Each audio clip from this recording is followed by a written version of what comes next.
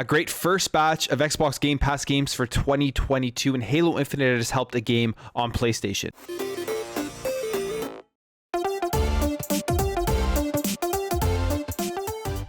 Welcome back to another video, guys. If you enjoy daily Xbox content, make sure to hit that subscribe button. We got the first announcement for games coming to Xbox Game Pass in January, and there are a bunch of great games here to look out for.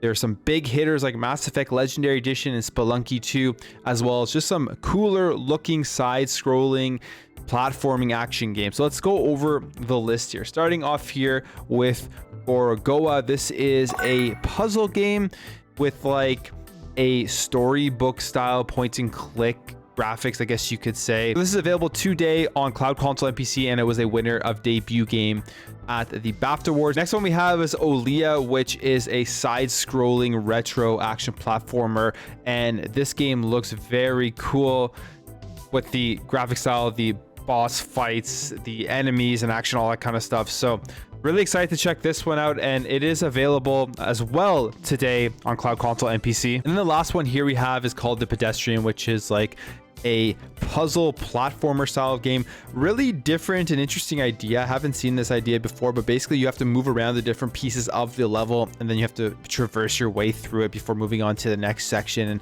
obviously the graphic style is definitely unique and all that kind of stuff. So a cool game that you could check out again today on Cloud Console and PC. And then games coming soon, January 6th, we have Ember, which is like a firefighter game.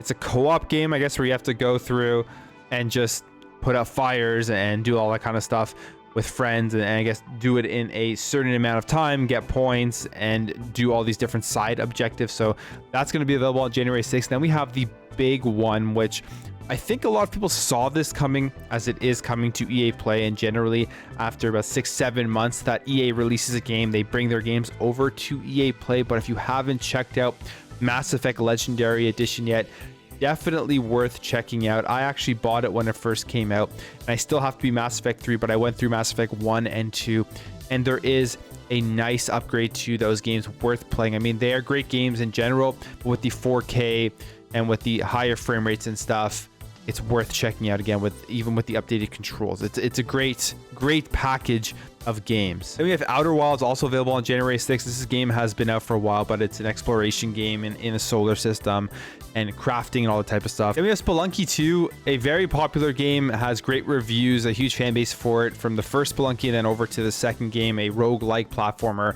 with really cool graphics and great gameplay. So this will be available on January 13th. And then to end it all off on January 13th, we have the Anacrusis, a day one game, which we've seen a couple of times, and it looks like a lot of fun. You're like on a alien ship or whatever, or you're in space, and you're taking on just massive amounts of enemies trying to get through the levels. Kind of like a Back 4 Blood style game, it seems like, but with aliens. Gameplay wise, this looks like a ton of fun, and graphically just looks very unique and very cool in the way that they have the graphics done here, especially when you even see like the clothes moving on some of the characters as they're running. But anyways, very cool. January 13th, day one, if you want to check it out. You all know, a great first month for Xbox Game Pass in 2022. I think the big ones here will be the Anacrusis, and just to point out, that will still actually be in game preview when it releases.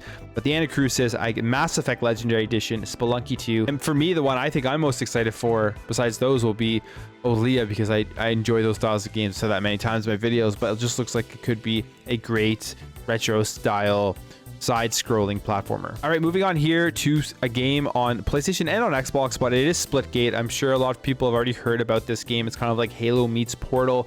It's an arena shooter that when it first came out, a lot of people were actually reminded of Halo in the way that it played and all that stuff. And it looks like the release of Halo Infinite has actually helped out this game, showing that in the long run, you can have multiple styles of these games. They don't always cannibalize each other. They can actually push other games forward. But specifically, the release of Halo Infinite has helped Splitgate out on PlayStation. So speaking to Loadout, the CEO of the studio behind Splitgate, had this to say: "I'm actually glad Halo Infinite is out. I honestly think that in the long run, Halo Infinite and Splitgate will help each other. I think that there's just so much noise and so many battle royales right now, and these two games are bringing people over to the arena shooter genre." And that's a great point. There are so many battle royales. It's the shooter genre that we've been hearing about for years now.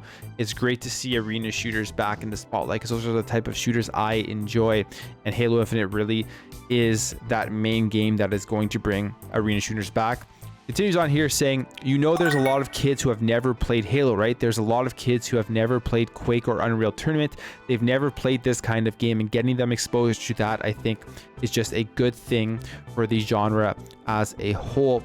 And then just continue on talking about how they want to establish their own art style, and they don't want to be known as like a Halo Portal game. They want to be known as Splitgate, but because Halo has come out, it has gotten people more interested in actually checking out the game, specifically on PlayStation, where obviously Halo is not available. So that's cool. I've never actually checked out Splitgate, but you can just see the cultural impact that Halo has on gaming. I mean, it is such a huge IP for great reason, because it's one of the best games, best franchises ever created, at least in my opinion. I absolutely love Halo.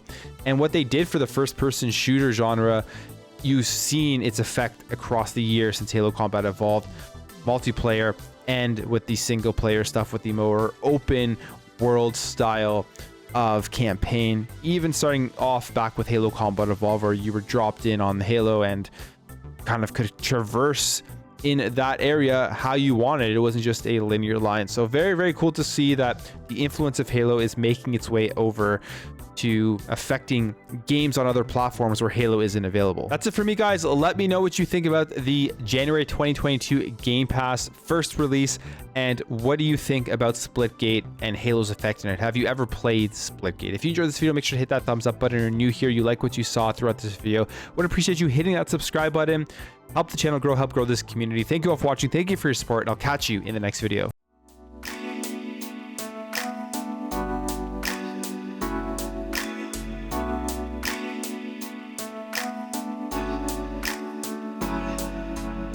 We'll be right back.